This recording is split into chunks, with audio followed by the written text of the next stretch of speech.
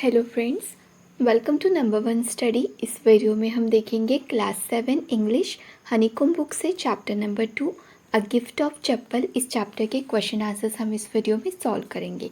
इसके आधे question answers हमने इसके पहले के वीडियो में कर लिए, अब बाकी के बचे हम इस वीडियो में करेंगे पेज नंबर 29 से। सो स्टार्ट करते हैं अभी। पेज नंबर 29 का फर्स्ट क्वेश्चन। अब यहाँ पे है कंप्लीट द फॉलोइंग सेंटेंस, मतलब कुछ fill in the blanks type. ठीक है, आप टेक्स्ट बुक में से भी कर सकते हैं इसे। जहाँ पर लिखा है Ravi compares Lalli's playing the violin to. Ravi compare करता है लल्ली के वायलिन बजाना।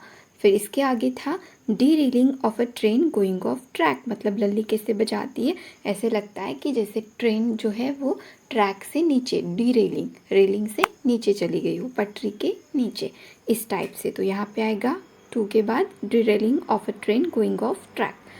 Trying to hide beneath the tray of chillies Mahendran. Mahendran जो कि लिटिल कैट का बच्चा रहता है, किटन, ठीक है, वो क्या करता है, trying to hide beneath the tray of chillies.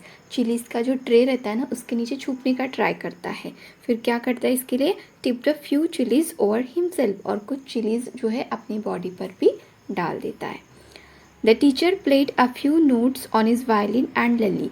जो म्यूज़िक मास्टर होते हैं वो कुछ नोट्स बजाते हैं, ठीक है, म्यूज़िक के वायलिन पे, और फिर लल्ली क्या करती है, इसके बाद था टेक्स्ट बुक में stumbled behind him on her violin.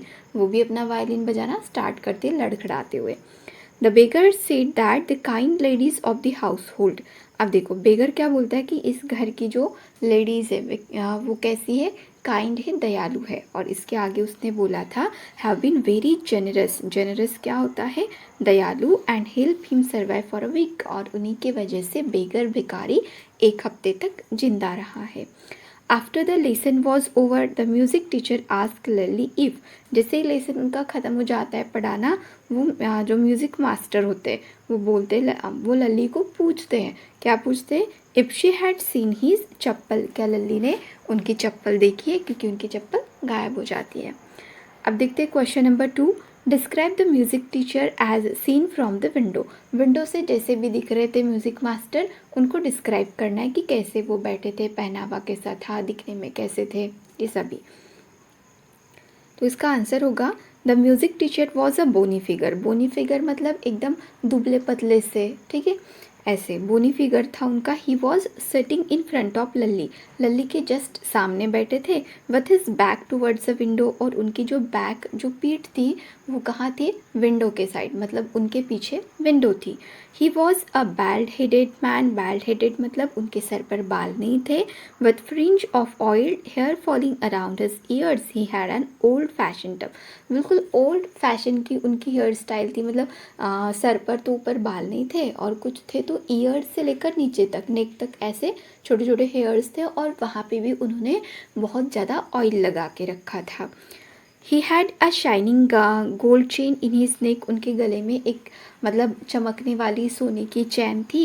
And a diamond ring in his hand, और हाथ में, फिंगर में डायमंड की रिंग थी। He was wearing a golden bordered dhoti. उन्होंने धोती कैसी पहनी थी, जिस पर गोल्डन कलर की बॉर्डर लगी हुई थी। His last foot was stuck on the floor and he was beating the floor with his crowny toes. Crowny क्या होता है, थीन, पतला सा, अपना पतला सा पैर, पतला सा अंगूठा जो है वो धोती के बाहर उन्होंने निकाला था पैर, और ज़मीन पर उसको पटक रहे थे। तो इस टाइप का कुछ उनका अपीयरेंस था म्यूज़िक मास्टर का। अब देखते हैं question number 3। What makes Mridu conclude that the beggar has no money to buy chappal. मतलब क्या देखकर मृदु को लगा कि इस बेगर के पास चप्पल खरीदने के लिए पैसे नहीं है, ये एक क्वेश्चन है। और दूसरा है what does she suggest to show her concern. और अपनी चिंता, कंसर्न क्या होता है, चिंता, चिंता दिखाने के लिए वो क्या सजेस्ट करती है।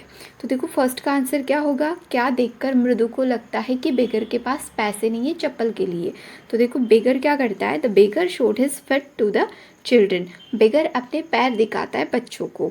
There were pink blister on his bare feet which made Mridu conclude that he didn't have the money to buy chappal. जहाँ पर उसके पैर पर है ना पिंक कलर के ब्लिस्टर, ब्लिस्टर मतलब छाले, छाले आ चुके होते। तो ये सोच देखकर जो है मृदु सोचती है कि इसके पास चप्पल खरीदने के लिए पैसे नहीं होंगे, क्योंकि ऐसे छाले आ रहे हैं तो कोई बिना चप्पल के तो नहीं जाएगा, है ना। उसे भी लगता होगा कि मुझे चप्पल पहननी चाहिए, बट उसके पास पैसे ही नहीं होंगे। अभी सेकेंड क्वेश्चन है, what does she suggest to show her concern. अपनी चिंता दिखाने के लिए वो क्या सजेस्ट करती है, क्या सजेस्ट करती है। Mridu was concern about the beggar, beggar के लिए वो चिंतित थी। She suggested giving an old pair of chappal to the beggar, वो सजेस्ट करते कि हमें बेगर को एक पुरानी चप्पल की जोड़ी देनी चाहिए। अब देखते हैं क्वेश्चन नंबर 4। यहाँ पे कुछ लाइन्स है आपके टेक्स्ट बुक से, रीड कर लेते इसे। Have you children, she began and then seeing they were curiously quiet went on more slowly seen anyone looking around the veranda. ये आपके टेक्स्ट बुक से कुछ लाइन्स है, ठीक है। तो अब इन लाइन्स पर कुछ क्वेश्चन किया है। What do you think Rukumani really wanted to ask. ये रीड करने के बाद आपको क्या लगता है रुकुमनी सच में क्या पूछना चाहती थी बच्चों से, क्योंकि यहाँ पे वो क्वेश्चन चेंज करती है, बच्चों को क्यूरियसली क्वाइट, बिल्कुल सीरियस और शांत देखकर है ना वो अपना क्वेश्चन चेंज करती है। तो क्या पूछना चाहती थी, सबसे पहले देखो, Rukumani wanted to ask the children what they have done with the chappal, कि उन्होंने चप्पल के साथ क्या किया है, क्योंकि उसको पता था बच्चे बड़े शरारती है, तो इसीलिए उसे लगा, रुकुमनी को लगा कि बच्चों ने कुछ शरारत की होगी चप्पल के साथ। सेकेंड क्वेश्चन है, why did she change her question, फिर वो अपना क्वेश्चन क्यों चेंज करती है।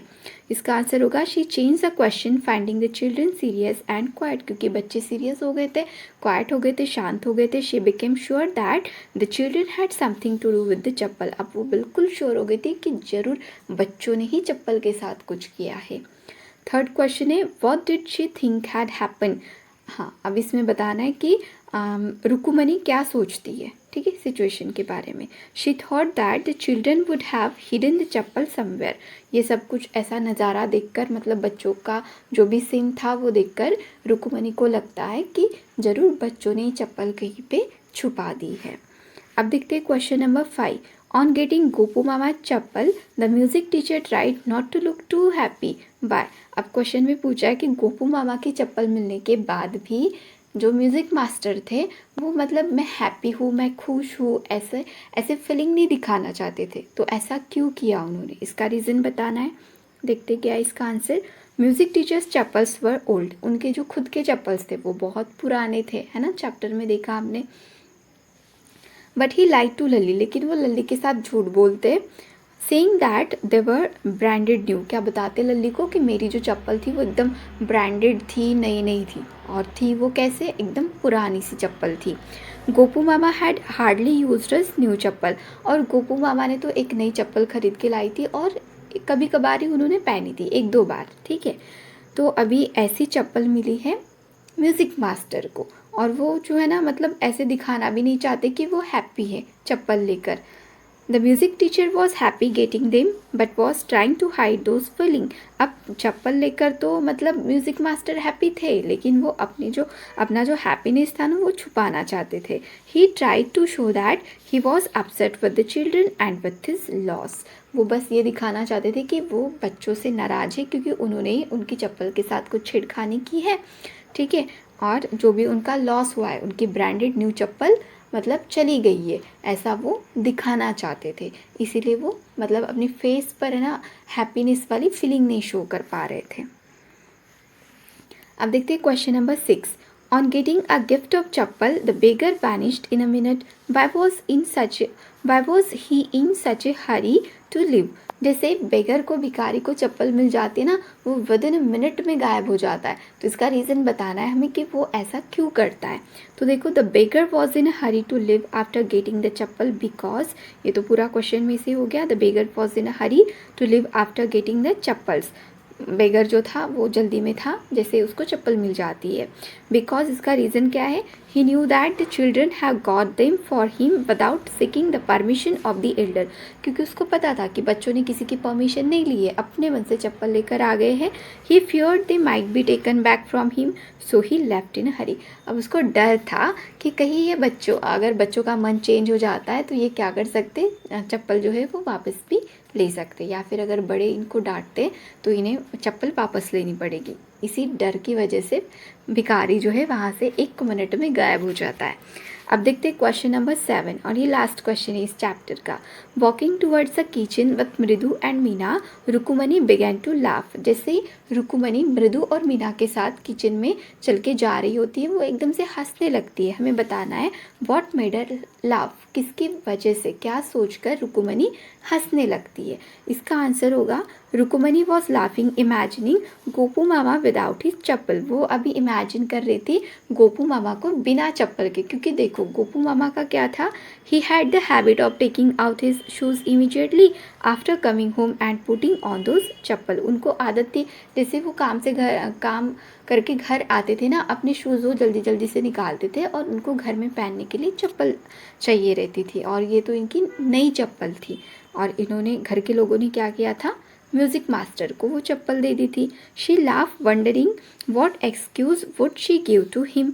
अब वो मतलब ये सोच के हंस रही थी कि अभी गोपू मामा को क्या बताए कि उनकी चप्पल के साथ हम लोगों ने क्या किया है, and what would his reaction, और इस पे गोपू मामा का रिएक्शन क्या होगा, ये सोचकर रुकुमनी हंस रही थी।